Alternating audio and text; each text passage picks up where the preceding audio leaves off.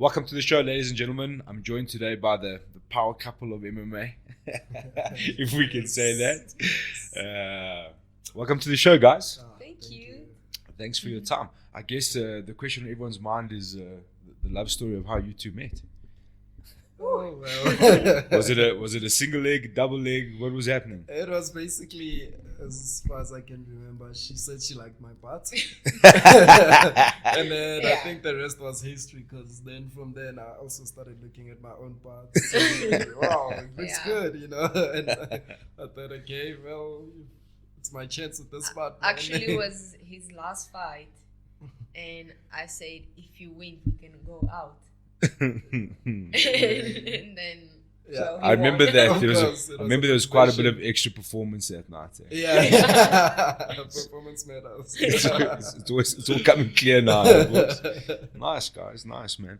Well, thanks so much for your time. Thanks for joining me. I know it's a cold ass Easter Monday. Talking of you guys I saw you guys were out and about yesterday, I think, doing some stuff for Easter. Just talk us through what was happening there, man. So myself and Kiki and Wade, he does the strength and conditioning at Apex.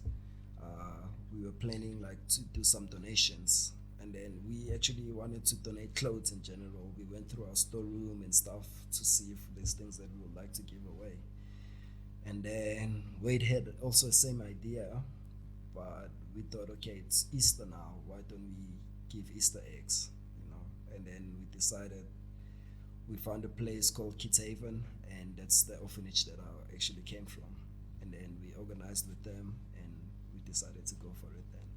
Okay. And it was so nice. It was actually fun for me. It was a good mental state for me, you know, not having to fight in so long, and you know, sometimes you go a bit crazy because you've been waiting for so long to fight. And so going there was it was actually a blessing for me to see how far I've came as a person in general, and to motivate the kids to also do good for their life, you know, to do better for life, and to know that the goals and everything to achieve is possible.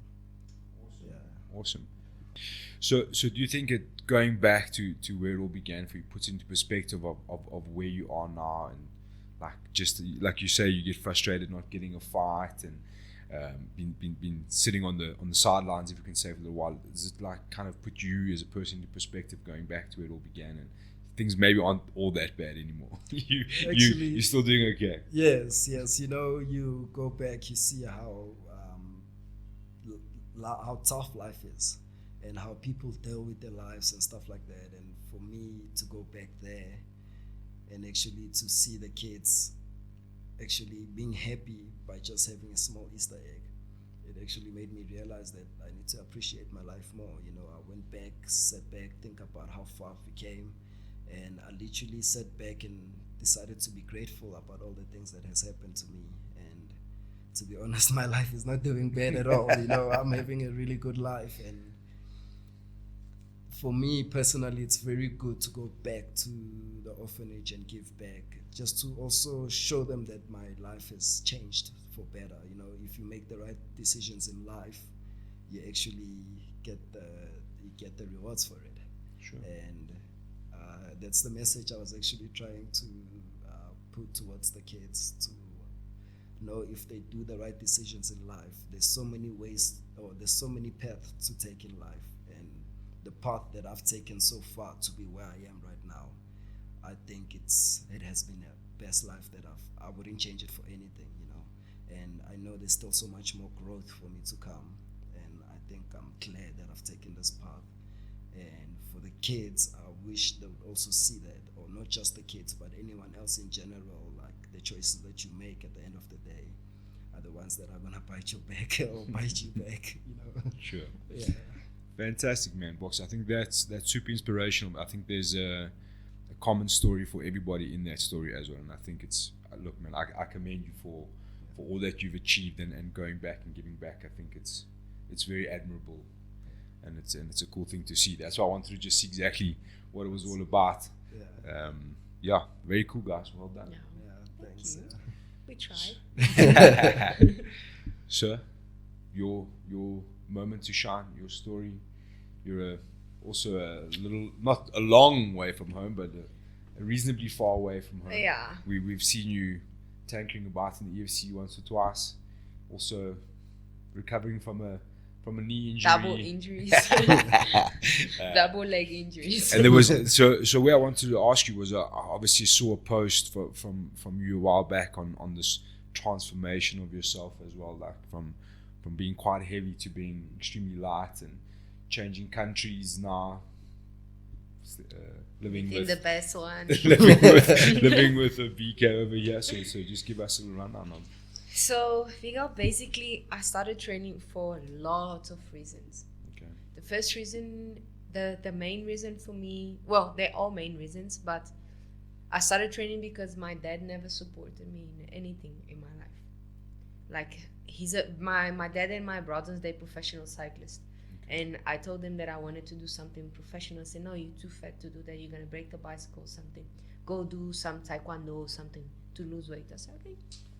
So I started to taekwondo, and then I was 13 years old, and that was one of the part of the story. The second part of the story is that I was bullied at school a lot because I was big.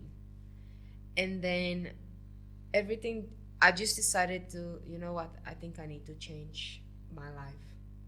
And the third reason why, like, that's the one that I don't like talk too much about it, but I think it's time for me to give like a step and actually show people that they don't know me, because I'm telling you that a lot of people judge me, but they don't know my story. Like, I'm telling you, because everyone that they meet me, they think like, she's just one more of these chicks that don't even know how to cook and don't do anything and don't even know how to wash a plate or something, just like a girl stuff. But I'm very different. He can say that I'm very different. Yeah. I'm very different.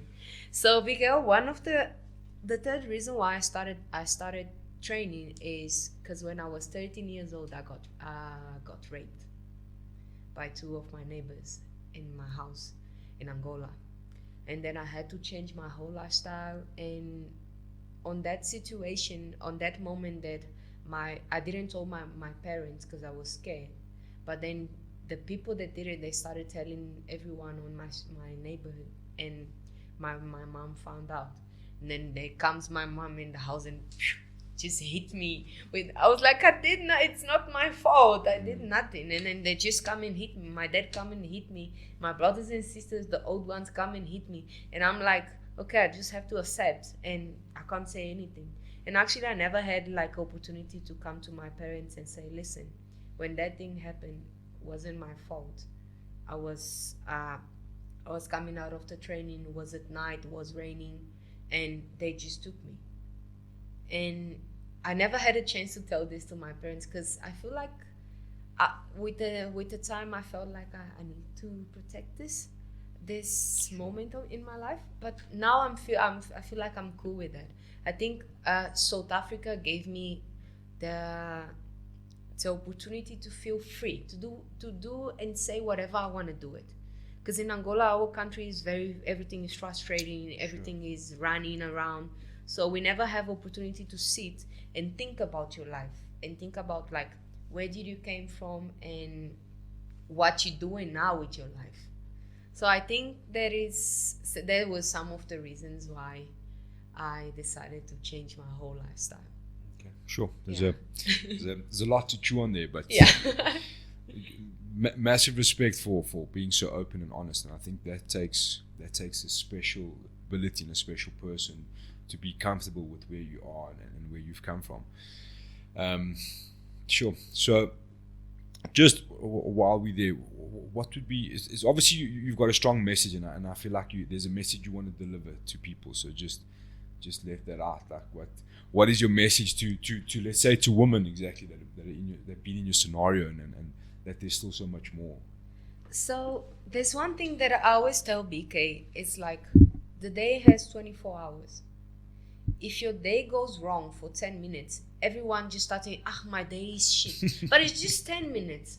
You still have a lot of time to change it. So I think that people just need to be more open and don't focus on the negative stuff that is happening. Don't focus if you broke your car, if you got in an accident, if you got raped. No, focus in stuff that you can make your life better. That's the only thing that I can say to people. Fantastic. Yeah.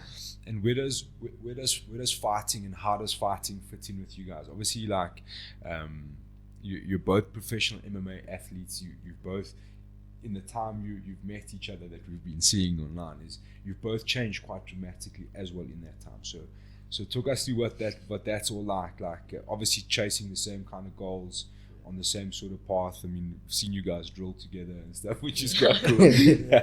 So just talk us what that's like to live that life as almost with the same goals in mind in the same sport. Obviously on opposite ends, you can't fight each other. Well, Yeah. in the cage anyway. So after we met, we knew we basically professional fighters, or even before that. But we took time to sit down and plan basically our lives. We know that we need to get ourselves in a good space. Whenever we fought, like any other relationship has a fight, we try to sort the problem within that day so that we can live the rest of the days happy and focus on the goal. And like there's a lot of setbacks that has set us back, injuries, sorting problems about the fights with matchmakers and managers and stuff. So it takes a lot out of you, and the fact that we understand each other and we understand that we're in the fighting industry where things are gonna get tough. Like there's times where you're gonna struggle to just pay rent, because the other money is the bonus money, but the rest of the time you're fighting or the rest of the year you still need to make a living, and then we try to work together. We try to become a team, with the clients and everything, and try to make sure we keep ourselves in the right road, if that makes sense. We always try to make time for us to go have fun, go out, go have dinner, go for lunch, visit some friends, so that we keep our minds very active. But also we try to get ourselves in a space that we can be happy. I don't like audiobooks. She reads. She likes. I don't like reading. Sorry, I don't like reading. She likes reading, but I listen a lot to audiobooks. Like stuff about your subconscious mind. Things about wisdom. Just things that will make you become yourself. Sure. Like I spend most of the time drawing. Whenever I have time, I found a passion for it, and I believe I'm quite good at it. And so we try to keep ourselves. We try to keep ourselves with really in a direction, productive stuff. Do you think it's easier or harder being in the same industry? Let's say that your work is the same work. You guys do in essence the same work. Is it easier or harder? To be honest, I'll say there's always tough times, but I think two brains are better than one, especially I can plan something, but she can come up with a better plan. And then instead of fighting about it, we discuss what plan works for us, So the fact that we're in the same industry, we get annoyed. I'll say we get annoyed of each other. Sure. But it's easier, there's things that she's good at that I'm not good at. Okay. And there's things I'm good at that she's not good at, and we try to even it out so that we can evolve together at the same time. Okay. Makes sense? Yeah. Yeah. Definitely does. Yeah. So a lot of people will be watching this wanting to hear about the fights, what's happening, where you guys are at. You're obviously you're coming back from an injury, but what is the forecast for you? What are you planning? What are you hoping? What are you trying to do? What's happening? So I want to be 100%, not 100% ready, but my injuries be 100%. Let's just talk about your knee exactly, because that's been a bit of a long one. Yeah. Okay. So 2 years ago, I injured my left knee. Yeah. In training before going to the European. So I injured, and then I stopped training for about 2 months. I injured in January. I stopped February. Actually, it was 1 month. 1 month, and then I start training again in March. But with the pain and knowing that this is done. Yeah. And because I have I have a thing that since I started training jiu-jitsu, I never failed going to the roads. Yeah. Every year in April, I'm going to the roads. This year is the first year that I'm not going. And I went to the roads, and actually I got the second place. I was like, it's not too bad. Like knowing how to win, knowing how to change the game. So I came back to the road, and I was living here already, so I was training, and then the injury just got worse. And then I say, you know what, I need to go to the doctor and see what's really happening. Because I had the MRIs from last year's, but I didn't know what was going on. And then the doctor came to me and say, we need to do a surgery. I say, no ways. Yeah, you need to do a surgery. Your meniscus is loose. Your MCL is completely torn. Your ACL, it's damaged. So we need to go for surgery. I say, doctor, there's no ways I'm doing that. If I go to surgery, I have to stop for 1 year or more, and that's done. So basically, in that moment, I was thinking to myself, why did I came to South Africa? Why? I came here, and I was active in Angola, doing competitions almost every weekend, traveling the world, and I get to South Africa and I get stuck with an injury. So I said, okay, so I need to start a fundraising because I'm here alone. I only have him. I don't have family or anything. And the way to make money is not enough to pay $150,000 rent in surgery. So I start to looking for money and doing like a backup body and stuff, and people actually help me. So the money that I got from the help, I did a new MRI, a new scans and everything.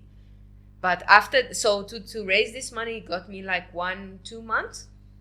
But during this time, the doctor said, okay, you need to come to physio to try we can see we can fix it or something. Swim every day, do rehab and stuff. So I was just going to swim and doing the rehab almost every day. Okay.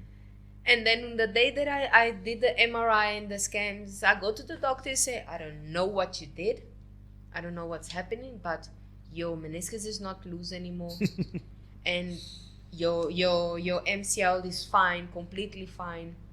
And the main injury that we thought there was the ACL, it's actually the PCL. So the ACL is fine, but the PCL, it's completely torn. And I say, what I can do? He said, you can either do a surgery and stop fighting for the rest of your life, or you can deal with the pain and do rehab for the rest of your life. I said, I'm packing my stuff, I'm going to train. Yeah, I'm going to train. I went back to training. 2 weeks after I got back to training, I injured my right knee. Same thing, MCL. Completely same injury, same technique that I got the injury. I don't know why. Same thing. And on that day, on that day I realized that when you don't feel like doing something, don't do that thing. Sure. On that day I was like, nah, I don't want to train. And he was like, yeah, let's just go say, check my mood to training. And then I go to training, I did the sparring was fine, and then when we start doing the wrestling, I injured my knee. Done. Out for 3 more months. I said, I have to change something. So I start focusing in other stuff that I like plants. What else? We've been now I'm studying sports yeah. nutrition. Yeah. Okay. So now we know what to eat and stuff. Yeah, which is very hard. Speaking of that, the eating has actually improved between myself and Kiki. So I feel I'm more healthier. I feel I actually function better at training. The fact that she started focusing on the nutrition and stuff, we started eating clean. Our fridge is no more full of cakes and stuff. It's full of good food, clean food and stuff. So big ups to that. Yeah, it helped. Okay, fantastic. And so what is your plan now for a return back to action? Are you solely focused on jiu-jitsu to compete internationally? Do you want to get back into the EFC, or what's To the plan? be honest, I always ask him, I think I ask him almost every day, do you think I'm talented enough to do MMA. You know, like, what? No, don't ask me again. You fucking talented. You can't say that you're not. Because sometimes I doubt myself because of my last fight, and I never got an opportunity to speak about it because there was a lot of stuff going on before that fight. Actually, I can say that I quit that fight. Like, the submission was not tight. I just quit. I say, what am I doing here? Because I didn't have the right training, the right diet, the right camp. I didn't even know what's a camp. Like, last month I asked him, what's a camp? Fight camp looks like. He explained to me, like, what? That's a fight camp. Yeah, so with my, I can say I'm ready to fight. The only things that are not ready is the injuries. But I'm ready to fight. If I was 100% with my injuries and Graham asked me to fight tomorrow, I'll go fight tomorrow. Okay. Yeah. So it's just injuries 100% and then back in action. Okay, fantastic. Yeah. So do you have like a timeline like you've given yourself? Are you hoping in this year, or are we looking at 2020? No, actually, I'm always telling him that I want to fight in June. Okay. Yeah. Always like, I'm gonna fight in June. June's like around the corner. Yeah, now, I right? know, So I know. happening. That's So- what I told you. Like, everything, I feel that everything is ready. Yeah. The only thing is not ready. That's the one that I'm focused. Like, my injury, doing the rehab and everything. Okay. That's the only thing. Like, weight cut is easy. Training, I've been training. So the only thing is that. Fantastic. And Your you- turn. Okay. So obviously, some people would have noticed a couple of posts hinting that you're getting ready to get back into the cage and back in action. So you must be, honestly, firstly, probably one of the most loved athletes in the EFC, and secondly, anytime you mention anything remotely close to flyweight division, you must get tagged 50,000 times. Yeah. I often, I post something and I'm just like, shame, I shouldn't have posted that, because now BK is just getting tagged and stuff all day. Yeah, he must fight BK. He must fight BK. So I guess the question is, what is happening? What is your status with the EFC? You've hinted that you're getting back into action. Can you tell us what's going on? Yeah, so I've been basically going back and forth with the EFC. Firstly was the injury last year when I was supposed to fight Zulu Boy. And then it went on, so forth. Then they actually wanted me to fight Zulu Boy earlier this year in the same card as JP that fought now. Okay. Congrats on his fight against Biko. I'm very grateful. Shout out to I was JP. Yeah, shout out to James. Friend, congrats on your fight, my man. He worked so hard in that fight, and I'm so grateful that I was part of the training camp. He really did put his time on and everything, and shout out to Biko for being a good opponent and giving JP a fight, which was quite cool to see. But anyway, so I was supposed to fight him at that time, but then we were going back and forth with the payment and stuff, and we were trying to negotiate the right Like payments everyone. for us. And it didn't work out for us. Okay. Eventually, so my contract has ended with EFC. It ended in March. Okay. And So was that contract ending in any case? So you were Yes. trying to renegotiate Yes. a fight and reinstate a contract. yes. Okay, but And so you're saying you weren't entirely happy with what they were offering. yes. So Okay, cool. I decided I'm not happy with the offers. I want to move on to the next thing. And so we discussed with my manager. And Okay, so before you go there, you've got a new management company you signed with yes, MTK Global. MTK Global. Okay, fantastic. Very So- good management team. okay. They're signing UFC fighters every month, every week. So they're very active management, and I'm grateful to be part of that management too. And so we decided, okay, we're gonna look for other international organization, because I'd also wanted to travel, see the world as part of my journey as an MMA fighter. Sure. And I can feel it's leading up to there. So there's gonna be big news coming soon, but I don't wanna spill the beans Okay, too early. Fantastic. But Don't you do guys that. are gonna be seeing me fight. I'm very excited to fight this year. My skill sets, everything is improved. Me as a person, after what I felt I went through last year, I've become a better person than I was, which is good. I can feel improvement in my life. Sure. So I'm quite excited. You guys are definitely gonna see me fight this year, and we organizing very good opportunities for me. Okay, So, that's great to hear, man. It's so good to hear. Like, I think it's good to hear someone stand up and say, oh, "Look, I'm not happy with that." You know, Yeah. there are the options. I think if you're realistic, you know your worth. You know you're riding it. What you 5-0 now 5-0, as a yeah. professional. every fight performance bonus. and Yeah. So, So it's there. Like you've got to get your worth. You know, Yeah. it's a tough sport, man. I Yes, think it is a like tough you were industry to saying, be in. yeah, to see the world. I think that's like a bare minimum. Like at least get to Yes. see the world. Yes, At least if yes. if you're getting paid crap, at least get to see the world. Yes, you know what I'm yes, saying? yeah. Like Get to minimum. travel and Okay, cool. yeah. So just to wrap it up, you're done with the EFC. You've parted ways. You're gonna be in an international organization in this year. We're Yes. expecting to see. Okay, fantastic. And yeah, look, I'd love to still fight in the EFC whenever later on in the stage. Maybe sometime I come back and I still Come have back as the a doors champ. open for me. Of course, yes.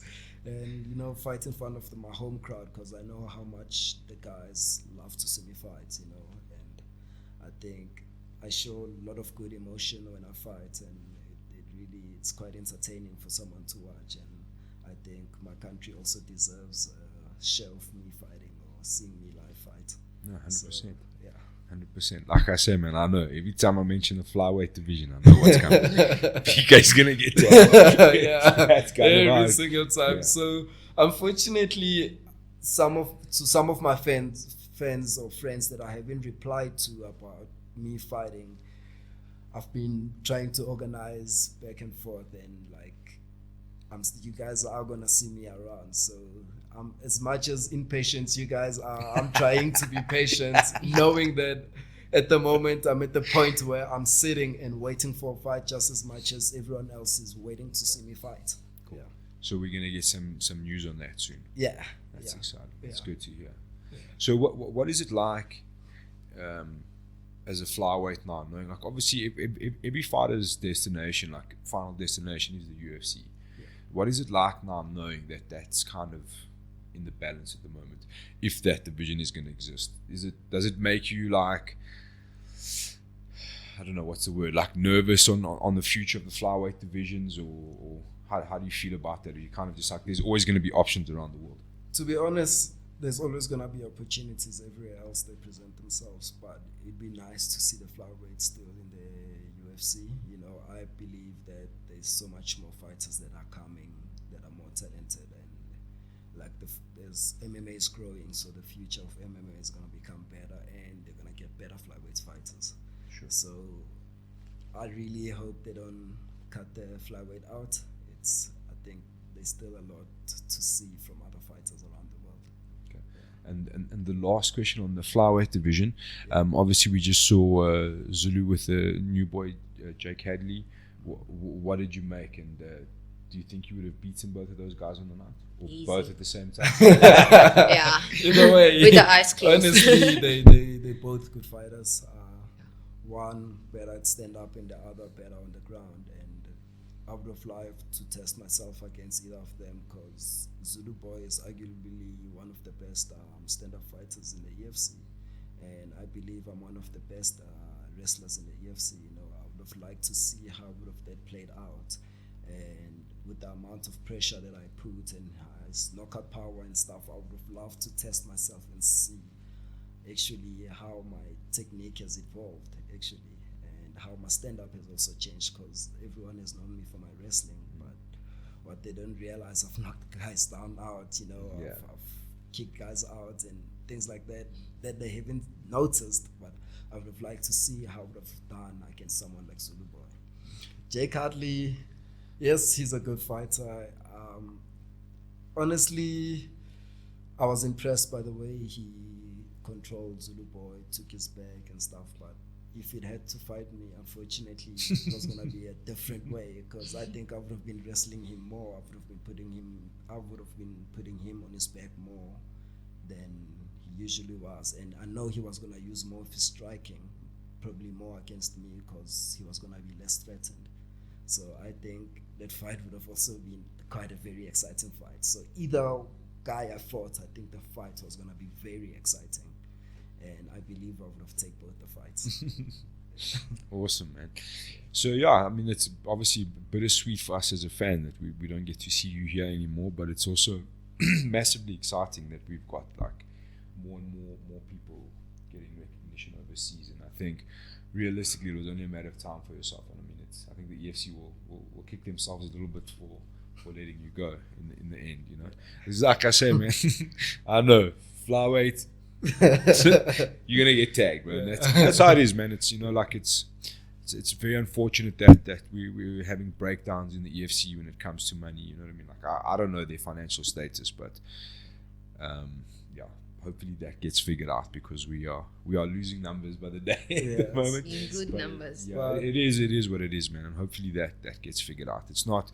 I mean, it's sad to see you go, but it's exciting to see you go at the same time. You know what I'm saying? Like, we get to see you on the international stage, and I think that's just as important. You know, I think that's what we all want to see at the end of the day. You know, we want to see the growth and it going forward. Speaking of that, it's actually quite cool to be fighting international at this time, or for more athletes from South Africa in general. As you can see, there's more Africans now becoming champions in the UFC. There's more Africans around any other organization in the world that are doing quite good. You know, they're doing great for themselves. We've got Don Match that done so brilliant, Chad JP that has been competing, which is very nice, which is a very good time for us as Africans. Because they're looking. To start.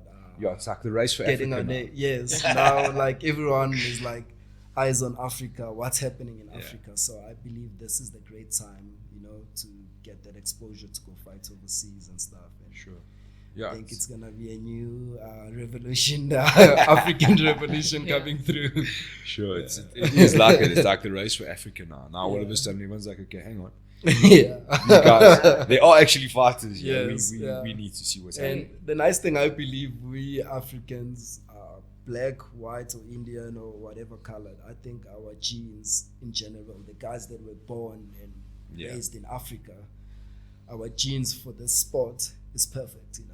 Yeah. It's just we that suffer so much. the sport is the sport is evolving so much that we are actually perfect bodies or perfect fighters to start taking on the world. Yeah, like now, Francis Ngannou. Yes, like you look at someone soldier like that, of fortune. like, yes, you know, other people use diets, the type of food they must eat, and then all of a sudden you just find a guy like Francis, like this big. So I think it's a we Africans' genes are very good. So I'm actually quite excited for us to like literally fight around the world. Yeah, you know what's so funny, when I go to the worlds, and in jiu-jitsu we have the brackets, right? Yeah. And every time that someone is against an African guy, like from Angola or South Africa, they get so nervous. Dude, if I compete locally, I look in my bracket, I'm just looking for that golden flag. Every time, there's even one time that I went to the world, and the first girl that was supposed to fight me, she said, "No, I'm not fighting." I know their pain. I'm looking for that golden flag in my bracket. Every time I don't see it, I'm like, oh, that's a relief. That's a relief. I don't want to deal with that. You know what? Actually, they make it now, because in the world, if you have two people from the same country, they make a bracket, and for example, we the same country and we on the same division. So now, before they used to put like two Angolans in the same division, but now they say no more two Angolans in the division. You guys fight together first, and then you go to the main bracket. Like, why you want to get rid of us? Yeah, that's interesting. Just on that, like, I often try and just get a bit of like background, like. Obviously, there's a lot of jiu-jitsu, and there's quite a bit of MMA in Angola. So just talk us through what the scene's like. I know it's an Angolan top team, or what I assume is the main fellas there running the show. Just give us an indication of what the scene's like in Angola. You know, like Vike said, African people, we have a lot of talent. And it's not saying my coach, my Angola coach, I think he's amazing because he always tried to do his best. But I still think that if he pack his stuffs and come here and just sleep with Richie on the same bed and eating and everything, I think he's gonna just become like Richie. Sure. And if he goes there and he applies the knowledge that Richie can give to him in Angola, it's not gonna be South African MMA anymore.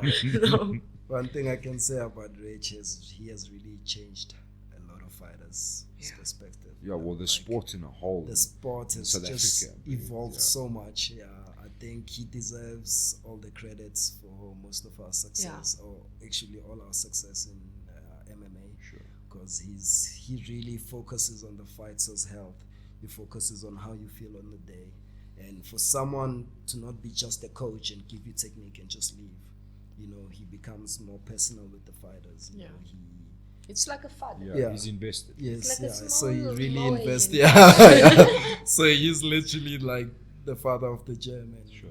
it's cool if every other coach could see what Rich does, or like could spend time with Rich for like a week, a month. I think it will change a lot of coaches' mind on the way they coach. But they and can't the do that. way they are as human beings. They can't do that, otherwise there's no more teams to fight against us. So, yeah, look, I think Rich is one of those guys. He's all in. That's what I'm saying. Like he's all in. This is him. Yeah. The sport is everything. His team is everything, and he's constantly. The craziest thing about Rich, and I think a lot of people don't understand, is when I say he's all in, he's all in. You know what I mean? He goes home, he studies, he brings new techniques. Rich is a lot of coaches will say, okay, let's say jiu-jitsu, for example, I'm good at half guard and I constantly preach half guard. You understand what I'm saying? And that's especially in combat sports. I think combat sports very specifically, you cannot apply your style to a pile of students. You understand what I'm saying? Yes. You cannot say, okay, let's say you become the coach of South African top team one day, and you've got this wrestling background, and we know wrestling is massively important for MMA, but all you do all day is preach wrestling. And your style of wrestling, and you apply it to 20 people. It doesn't work like that. Yeah. You have to adjust individuals. You have to adjust their style. Maybe if you're not as privy in a southpaw stance and you want to change over more to an orthodox stance, some coaches be like, you can't do that because your weight transfer, you're going to get caught on the change. You know what I mean? Yeah. Rich will be like, okay, well, let's try. Yeah, let's see figure it what out. works And for let's see who does it well and try and mimic what they're doing. And a lot of people can't do that. They can't. Yeah. They can't say, I don't know, or I can't tell you, but I'm going to find out. A lot of people say that doesn't work. Yeah. You know what I'm saying? And I think that's a massive difference between good and great coaches. You understand what I'm saying? And I've seen them, but I promise you, I've sat with guys that have their own unique system and their own unique style of jiu-jitsu. But you cannot venture out of that because for them it doesn't work. They're like, no, that doesn't work. Yeah. But I'm like, but I'm doing it, so it must be working, surely. I mean, fuck, not that I'm doing it, but you know what I'm saying? Yeah, But the like- nice thing about Rich is that even with the fighters, we all different styles. Yeah. Every single one of us are different style, but he knows how to work with every single fighter. Yeah. Every single fighter that's on the mats there, he will tell you exactly what kind of style that fighter fights, which is cool because he, instead of trying to change your style, he will change it to better, but he'll still keep the way you fight because you're comfortable at the way you are. You know, everyone has a different body type. One muscle is bigger on the one side and the other side, you know. So Rich kind of understands that everyone's different. Everyone is not the same. If you make a highlight of the top fighters in the team, like the active ones, and you see they're never the same. Yeah. They all do it, like JP does amazing calf kicks, BK does amazing suplex, Dom Edge with the head kicks. So it's everyone has their marks, and Richie knows how to work with these marks to make it perfect and work in a fight. Sure. Look, there are things that even like on the cage side we can see, and we'll often like you'll hear, yeah, that's classic Richie Kwan. You know what I mean? Yeah. Things will happen, but everyone's got their own style, and that's massively important for me. I've seen so many guys try and force their style onto their students. You understand what I'm saying? Yeah. And that's the minute someone's doing that, it's because they, like you were talking about Angola, because they I'm not saying that that's what's happening, but it's like the coach there was maybe like, this is what he knows, so he's going to force his style and his knowledge onto somebody, and that's the wrong way to do it. You've got to you've got to adjust and see. I mean, you know what I mean? Like if you go to like old school boxers, they'll tell you 1-2 left hook straight right. That's you. That's what you do all day. You throw a jab and you throw that. You don't do anything No else. Vasily, nothing. Yeah, exactly. You talk to them about a right hook. They're like, no, right hook's dangerous. Yeah. But I'm like, you know what I mean? Like that's how it is. Like that. So you have to evolve with the you have sport. to evolve, You know? 100%. If the sport changes, you have to see what is changing to. Richie studies a lot of his stuff that he coaches us, and which has inspired me to also study like other fighters to see their styles and stuff like that, and see if I can apply a certain fighter style into my game plan, which is quite cool. What you can, if you don't feel comfortable with that style, you can always speak to Rich, or if you feel comfortable that you want to try something, you can always speak to Rich, and he'll always put it in a game plan for you, or he can always make it up for you that you're able to execute it. Awesome. And BK's off on an international voyage. What is your like? Okay, obviously you're recovering from injuries and all of that, but for the sake of excitement in your division, if you had to say tomorrow you're fit and there's one person you could fight, who would it be?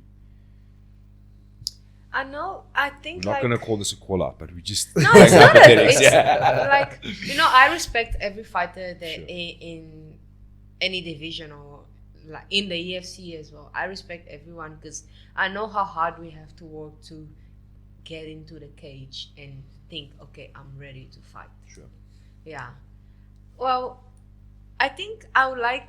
I don't. People when come to me and ask, okay, do you do MMA? Yeah.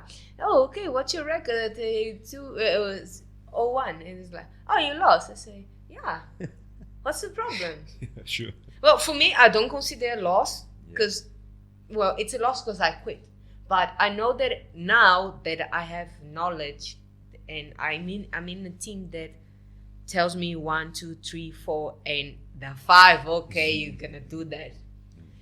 I'm in a position that I can fight anyone. If you southpaw, you orthodox, if you jiu-jitsu, if you wrestler, if you stand up, I can fight you. I don't mind, because the team gives me so much confidence to fight in any position. I can even in close guard. Yeah, I'm gonna pull the guard in the fight. No, I'm kidding. That's too much. Yeah, that's too much. But I think I'll fight anyone. I don't mind. I like the fights from in Cape Town. The two girls. Maybe one of them. I don't know. The girls that recently fought. Pawetu and that other one. Yeah, I'm not even going to try and say her name. Krista. Yeah. Well, if there's someone to fight, why not? Okay. Yeah, anyone. So you are watching the fights. You're just I checking am what's watching happening. everyone. We just Yes.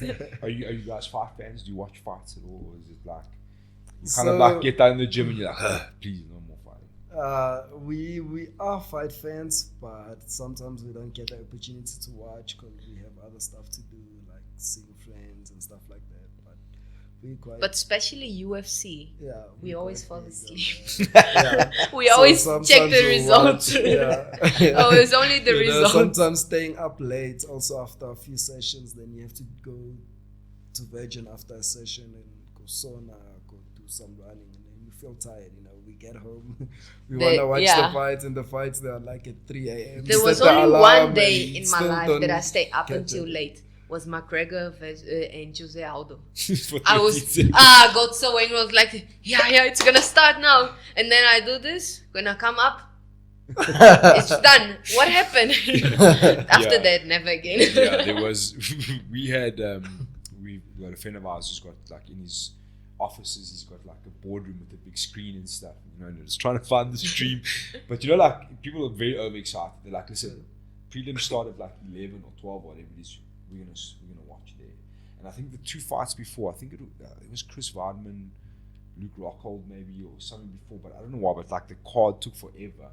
And I think SA time, Jose Aldo and Conor McGregor fought at like 7. So we had been there for from 12 to 7 for 13 Yo. seconds. Everyone was just kind of sitting there like, okay. I guess we go home now. Yeah. Okay. That was great. I didn't Thanks, even guys. finish my Yeah. popcorn. Yeah.